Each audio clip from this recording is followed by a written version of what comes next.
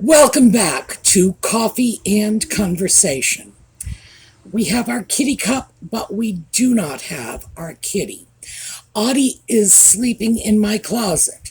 It's my fault. I opened the door. What was I expecting?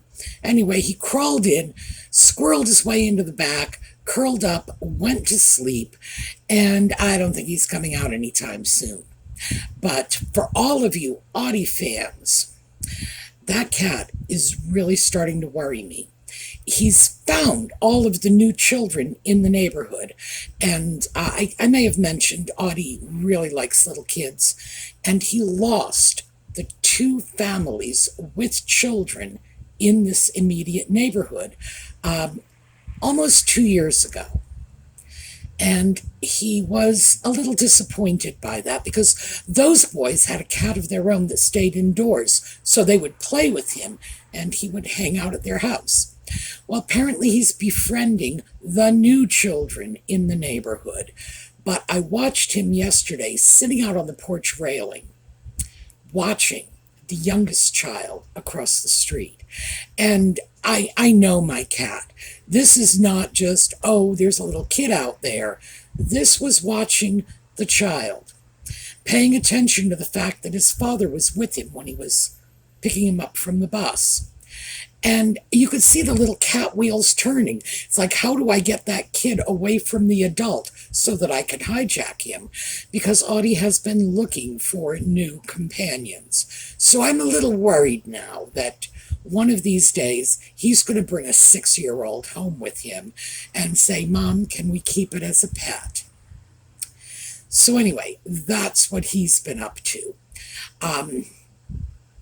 I have finally sort of sorted out my scarf storage, and that's what we are going to talk about today.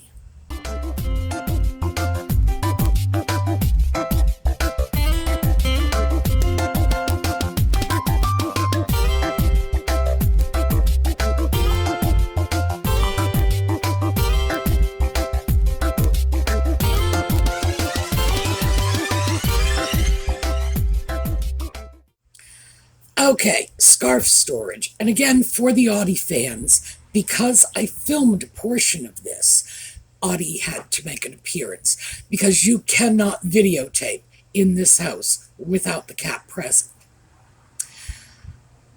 It turns out that I do have more scarves than I thought.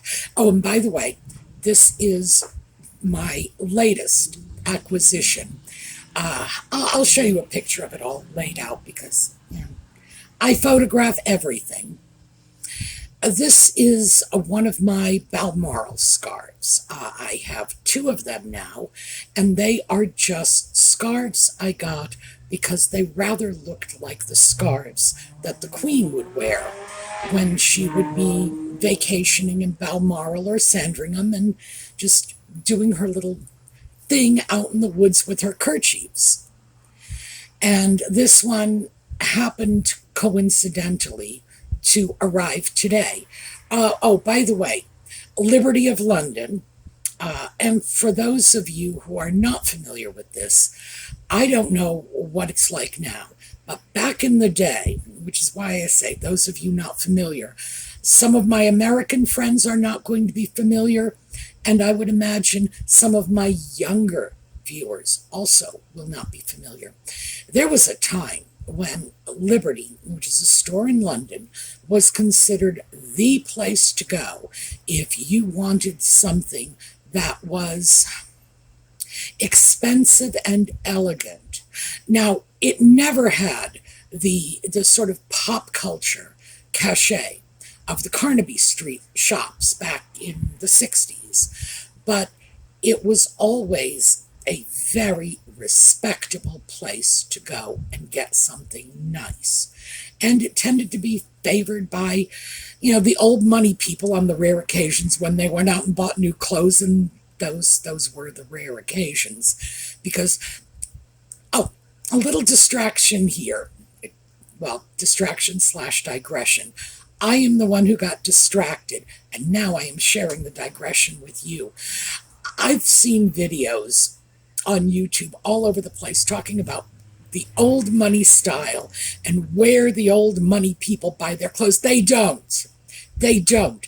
They inherit their clothes. They inherit everything. Your lot buys it. My lot inherits it. Most of them look like their grandparents because that's the way they dress. And not just like their grandparents, but in their grandparents' actual clothing. It's just the way it is. So if you want to capture the old money look, go out thrifting. Do not try to emulate this look by buying new clothing in a new store. You need stuff from the 30s, the 40s, the 50s, because that's what these people wear. Anyway, enough of the digression. Oh, and $30 vintage Liberty of London. $30 includes the shipping, and it's silk. So I considered it a very good bargain, and I feel the need to share that because I'm buying scarves again, and so I need to justify the purchase. So now I throw that out so that you'll all agree with me that it was a fabulous deal. I needed something to commemorate the first anniversary of the Queen's passing, and a tartan scarf, that'll do it. And of course, it was a good deal. It was too good a deal to pass up, right? Okay, enough of the digression. I have more scarves than I should have, and storage has been an ongoing problem. And despite the fact that I looked everywhere for storage solutions, I really was not finding them. So, like much of my storage solutions, this is my trial and error. So, let me show you very quickly what I ended up deciding on and how I kind of worked it all together. And you will get to see Audie. I'm pretty sure I've got some footage of him licking his butt. I wasn't planning on using that, but I think because he's not with us, so we can make fun of him behind his back. But yeah, I got pictures of my cat licking his butt. So, also, the scarf storage. So here you go. Well, this is part of my new scarf organization storage sort of affair. There were a lot of scarves to find homes for. The advantage to a situation like this is I can just pick out whatever it is I'm looking for at a glance. Now, there's no organization yet. It's not like I've organized them according to color or size or anything else, really. The size organization has been strictly dependent on the size of the container. And even at that, it's just a rough approximation. I don't know how well this is going to work long term. In these 4 boxes, there are about 4 dozen scarves. Oh, and here, this is the Marauders map that Colleen sent me for my birthday, which is not getting stored yet, or possibly ever, because it is my new go-to. I leave this one out, and I want a scarf, and this is the one I am grabbing now. I will show you which one it replaced in a moment, and you'll see why. But yeah, love the daylights out of this. So I'm not sure about the long-term prospects of this. Scarf storage is not an easy thing to work out. I think most people have their own needs and their own preferences, which may be why you can't just go online and say best scarf storage ever and find something. This will work for me, and I'll get into why in a little bit, but I'm going to put these away and show you the others. Okay, this is another system that I'm working on simultaneously. By the way, there's the bad cat over there. As soon as he realized I was filming, he had to come in, sleep on the scarves, etc. Now, a system like this, of course, I have 2 of these boxes. This is really good for the larger scarves, the pashminas. And the way I have them organized is just laid out so that I can see at least a portion of every scarf. Oh, and here. This is a very lightweight cotton linen pashmina, basically, that used to be one of my go-to pieces until the Marauders map came to live with me, and now that's being put away for a while. These are, again, more larger scarves, pashmina style. This one on the top is not particularly large, but it's one of my favorite of my designer scarves. It's a Chanel. And of course, we have this wonderful paisley pattern that just always reminded me so much of the Queen at Balmoral. But once again, you can see everything at a glance. The downside is this is a system that takes a lot of space. And I believe there are 6 in this box and 7 in this one. So 13 scarves are being stored here. Not a lot of bang for the buck in terms of storage space. But as I said, we're working this out. I will get it sorted. And this is still a little on the experimental side. So, oh, and Audie is washing his butt for us.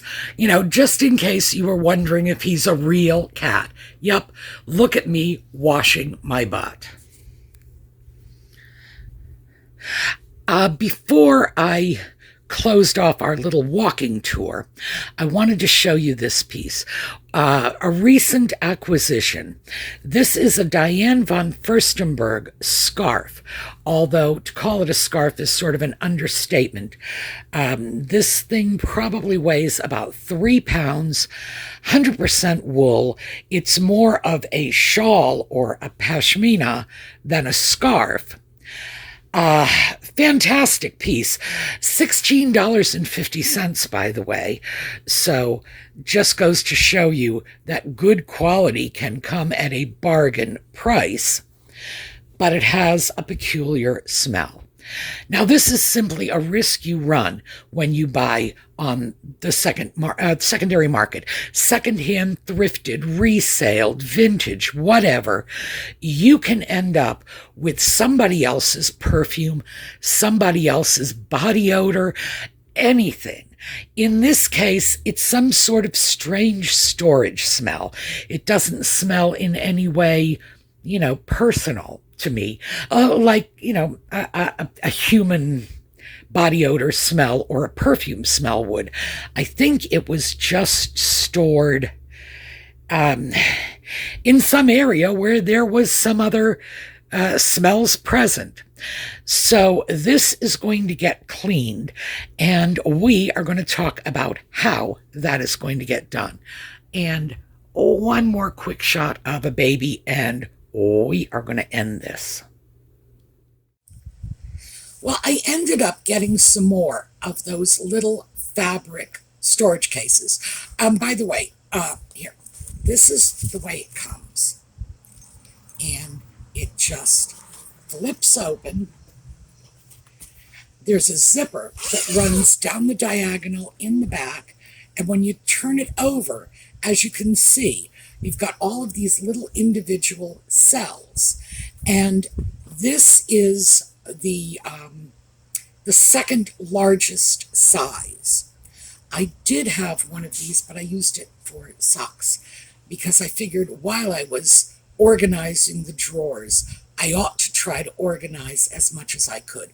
So I got several of those. It's probably more than I need for scarves. And no, I'm not using this as an excuse to buy more. It's like, oh, I got to fill those little cells. No. Actually, I'm going to use it for all kinds of other stuff because this all sort of leads me into the more global issue of how crazy my storage has become. And this is not something overnight. This is something that has happened over many decades.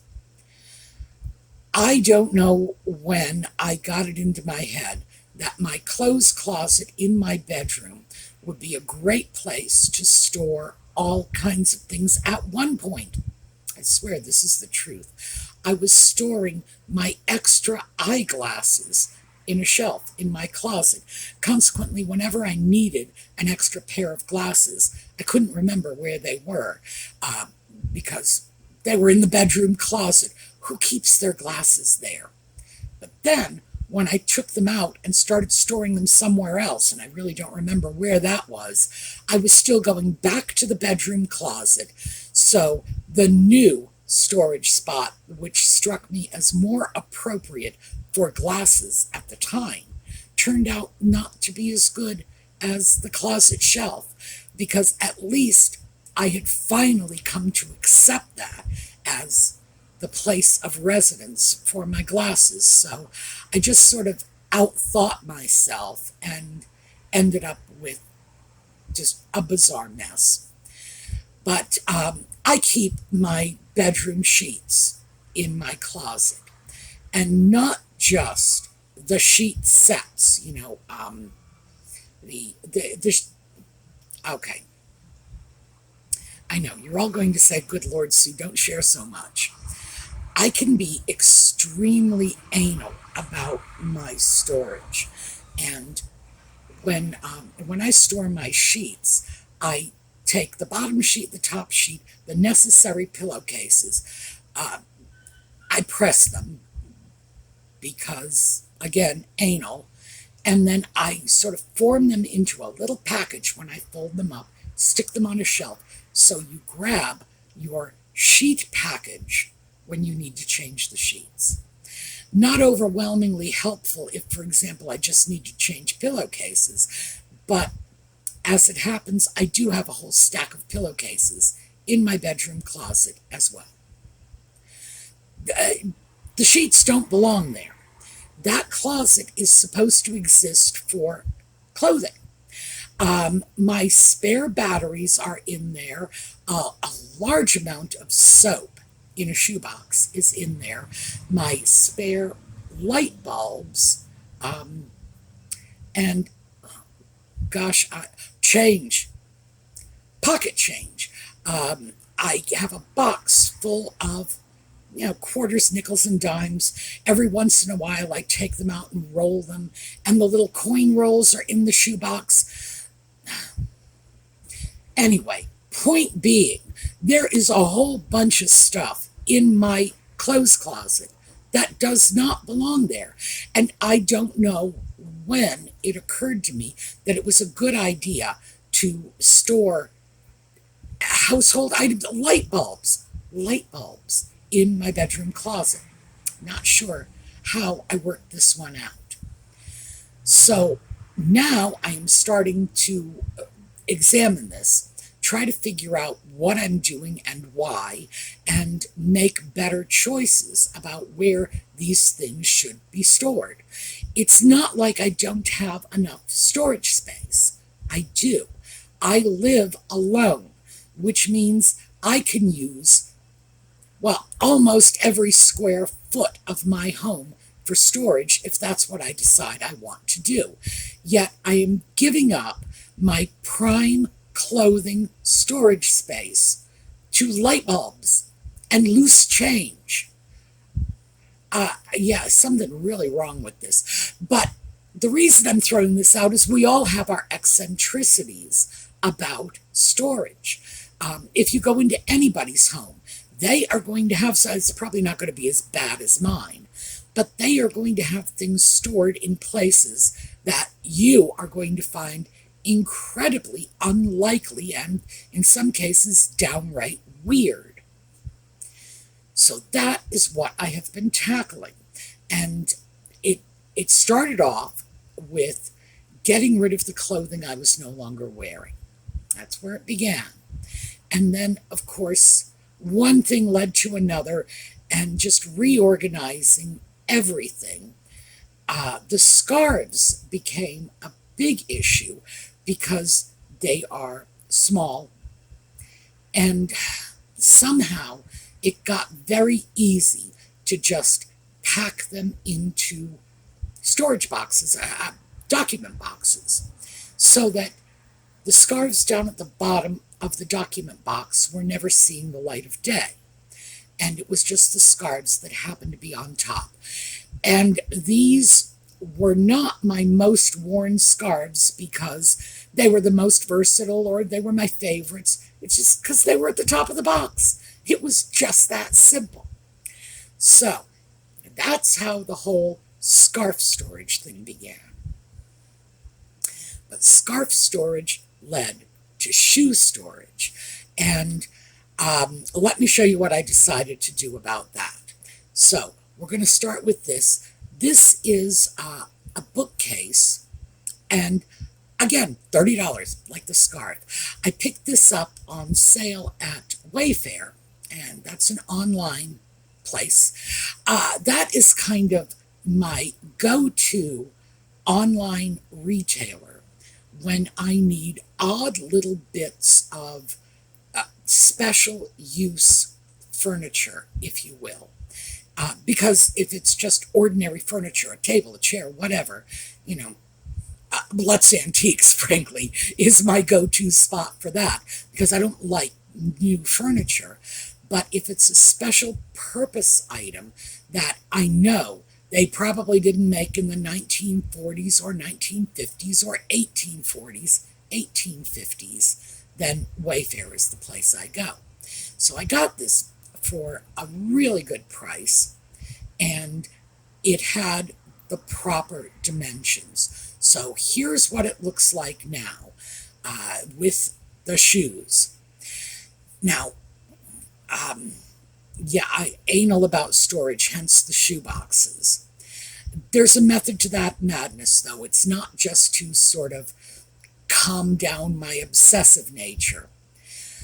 Audie eats shoe lacings, and he eats cords, and we've spoken about this when he chewed up the cord to my video light, and I had to replace it.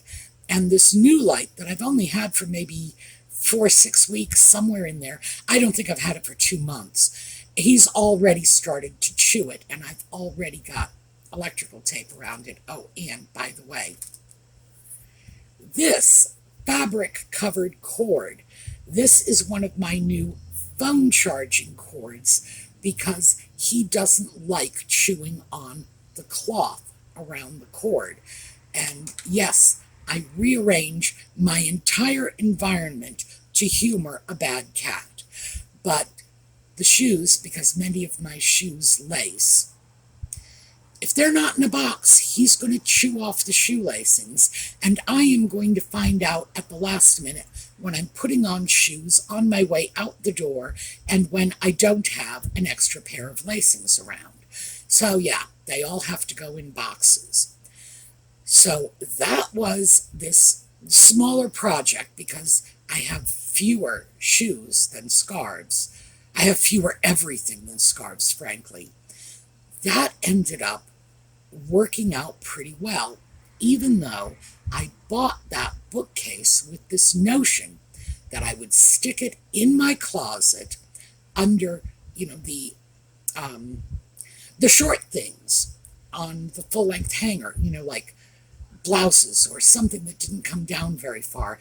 Turns out the bookcase was a little too tall for that, so now it's just sitting out. Even better, because now I don't have to worry about going into the closet, the cat crawling in behind me and curling up in a ball and sleeping. Now the shoes are out and it's working so far. But my storage solutions are always trial and error like this. I can't even begin to guess the amount of money I have spent over the years on different storage solutions, tried them out for a while, found they didn't work, and then ended up donating that and getting something new.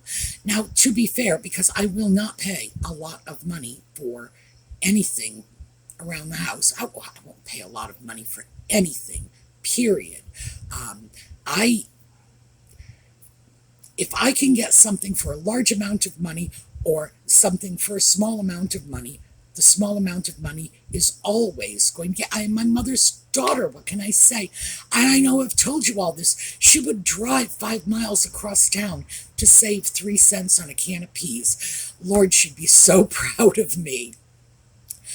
But I still have ended up with storage solutions that I've tried, that I've experimented with, that have not worked.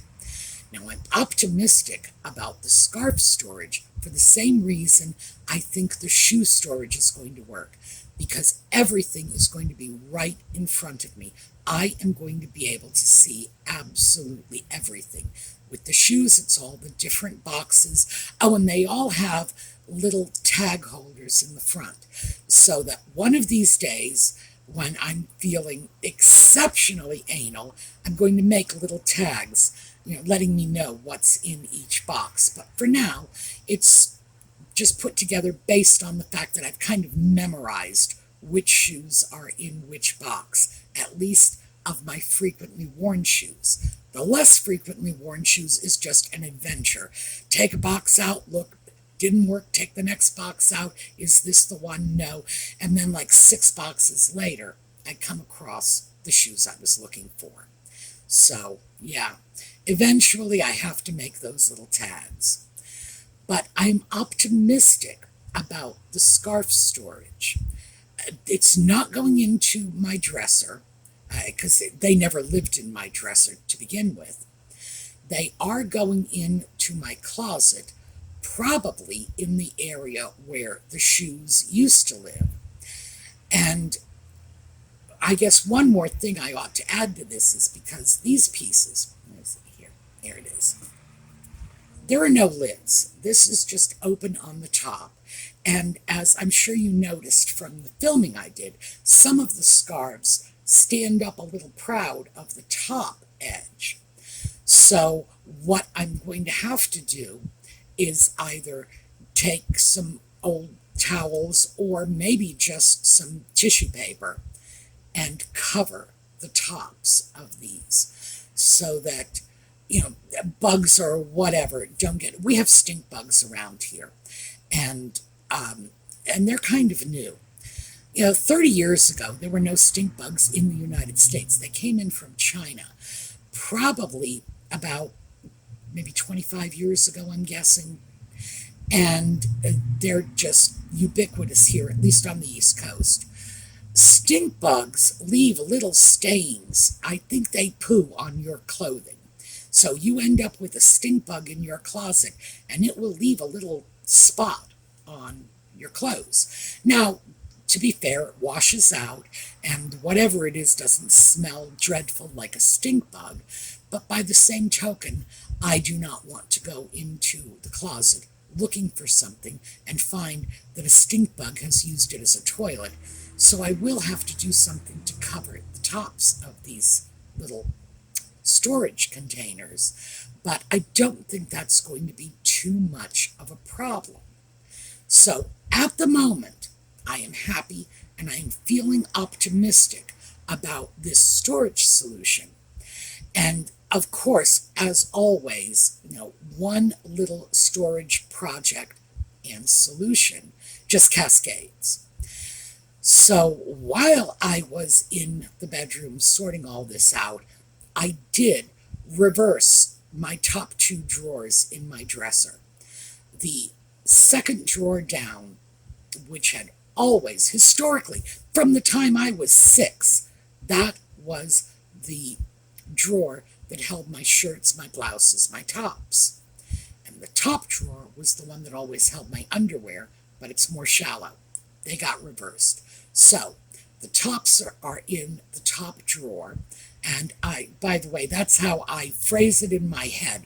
When I go to the dresser looking for something, tops, top drawer, because it's going to take me forever to memorize this because I've been doing it another way for a very long time. But now the socks and underwear are in the second drawer where I really do need more space because most of my tops now are hanging in the closet. So the ones that are left behind in that drawer are things like undershirts, frankly. That's most of what's there. So the underwear drawer, which needed more space because the socks are bigger and bulkier and so on. And we talked about that last week. I no longer have need for, small stacks of nylons in their original boxes or a little area where those legs eggs can roll around. Now, gone are the days when we dressed like that. So now socks are much more utilitarian and hence larger, bulkier. So that's working out well in terms of the maximizing the storage on this. What's not working out well is my ability to hold that thought in my head. So I just need to retrain myself and no longer just grab the top drawer reflexively when I'm looking for socks. So, why am I talking about this? Because this is all wildly personal. Storage always is wildly personal. In order to make storage work for you, it has to work for you. My storage systems have to work for me, and maybe some of this will work for you, which is my hope, of course, in sharing this. But also, it's very unique. What works for one person might not work for another. And that's part of the reason that everything in my bedroom is just topsy-turvy, because I have in the past used other people's storage methods for my clothing. Well, their clothing is not my clothing. The way they use their space, what they expect from their storage, it's not what I am expecting from my storage. It's not the way I am using my space. So we all have to get very, very individual about this. So I guess ultimately, what am I sharing with you? Well, obviously here, we'll take this back out again. This works great, by the way, for wool ankle socks.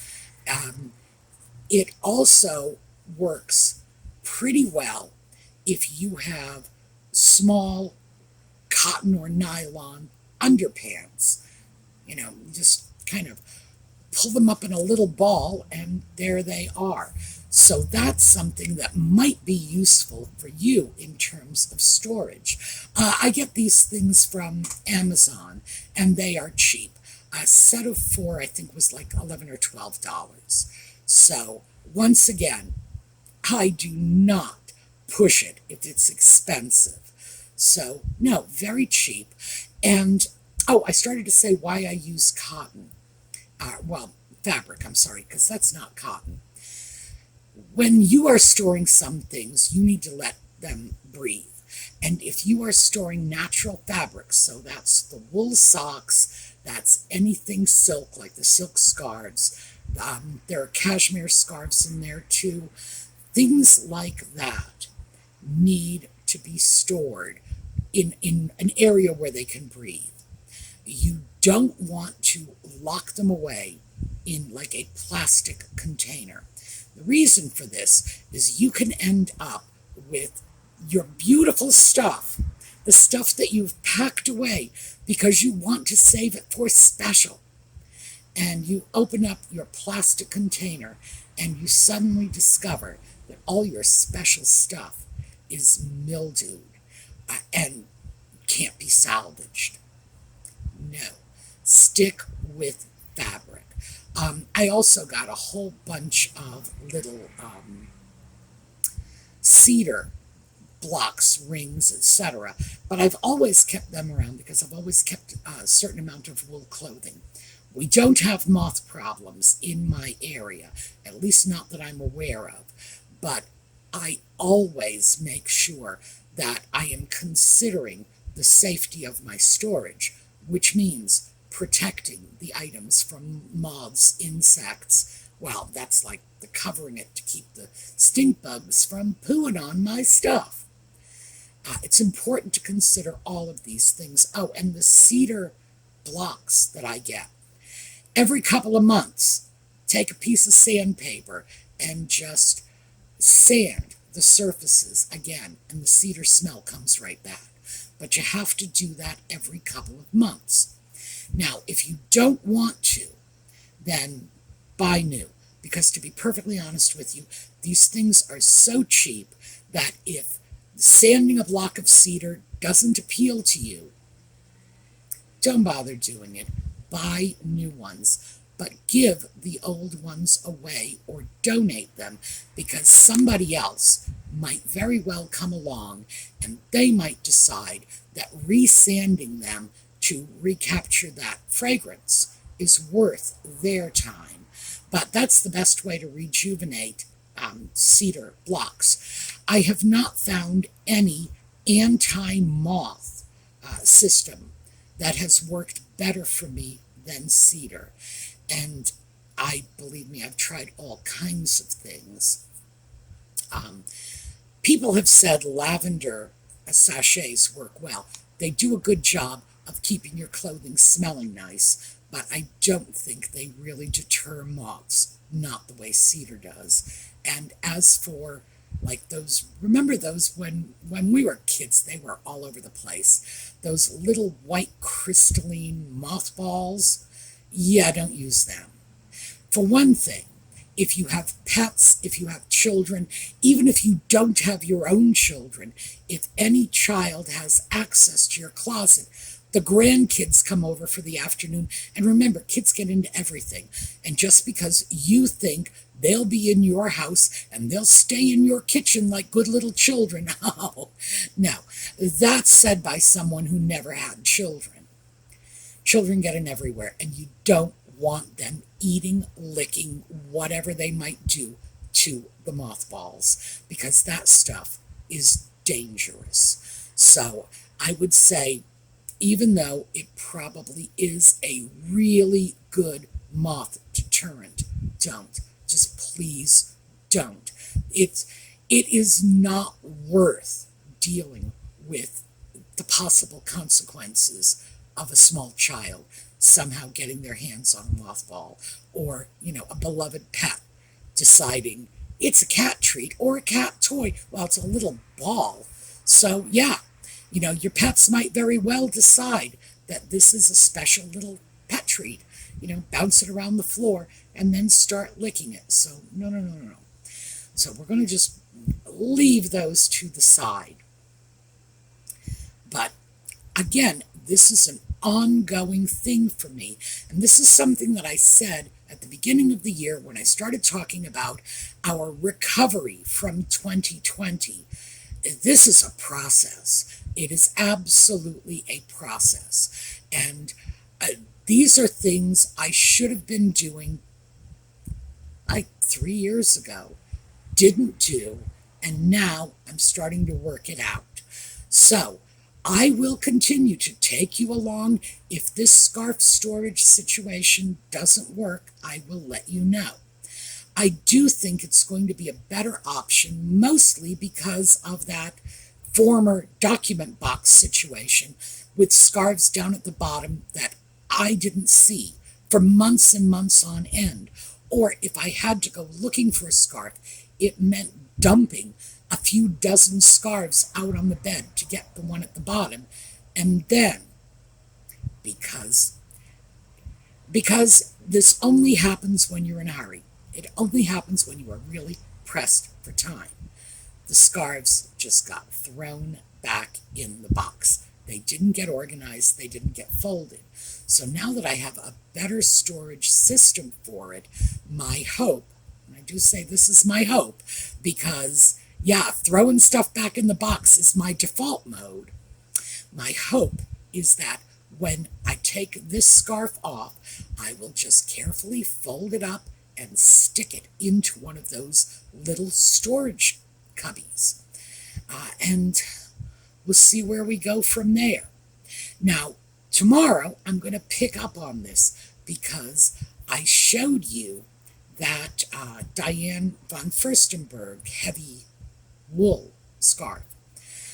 Tomorrow we are going to talk about how to clean that.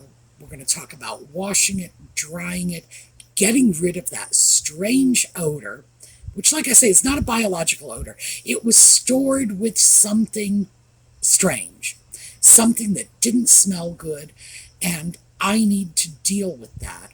So we're going to talk about that because this is one of the things that I researched the daylights out of. Yeah, I know. Well, here's the thing. I do the crazy stuff so you don't have to, but you can still benefit from my insanity. You're going to know how to clean a nice wool scarf like that, and you didn't have to make yourself nuts going through hundreds of YouTube videos. Lord only knows how many, what are they called, eHow posts on the internet. Now, did it all for you. So that's next up. We're going to talk about that. So, this is what I have for you today. I will see you all tomorrow. I hope you all have a terrific day. And we are going to take a look at a slideshow on the way out of here. And because it's the anniversary of the Queen's passing, and that's sad for all of us, I am going to share the slideshow of my funny pictures of the Queen. This was a woman who enjoyed a joke, and we need to remember that as we remember her. So, stick around, watch the Queen with me, and in the meantime, have a terrific day.